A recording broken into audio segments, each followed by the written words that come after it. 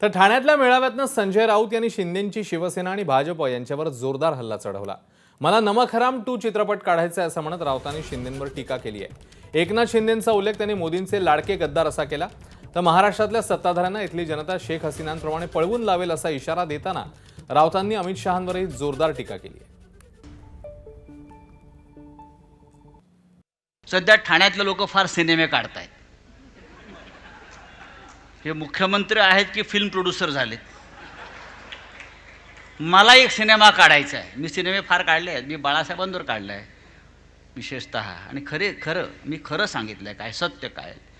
पण राजन विचारे मला एक सिनेमा काढायचा आहे नमक हराम 2, तेव्हा लवकरच मी नमक हराम 2 हा सिनेमा काढणार आहे आणि ठाण्यातल्या सगळ्या हरामखोरांवर प्रकाश टाकणार आहे।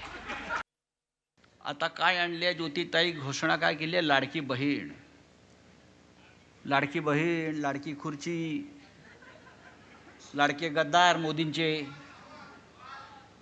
लाडकी बहीण। ठाण्यामध्ये किती लाडक्या बहिणींचे संसार, पोटापाण्याचे रोजगार यांनी उद्ध्वस्त केले ते आधी सांगा।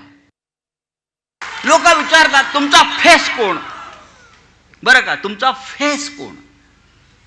म्हणजे तुमचा फेस कोण म्हणजे असं आहे, ज्यानं गेल्या 5 वर्षामध्ये दिल्लीच्या तोंडाला फेस आणला महाराष्ट्रात, तो एकमेव फेस म्हणजे उद्धव ठाकरे।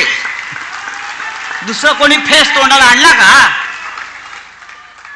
बाकी कोणामध्ये हिम्मत होती का दिल्लीच्या तोंडाला फेस आणण्याची? तेव्हा आमचा फेस एकच। या महाराष्ट्राला दुसरा चेहरा आहे का ठाकरेंशिवाय? फेस हा असा असतो।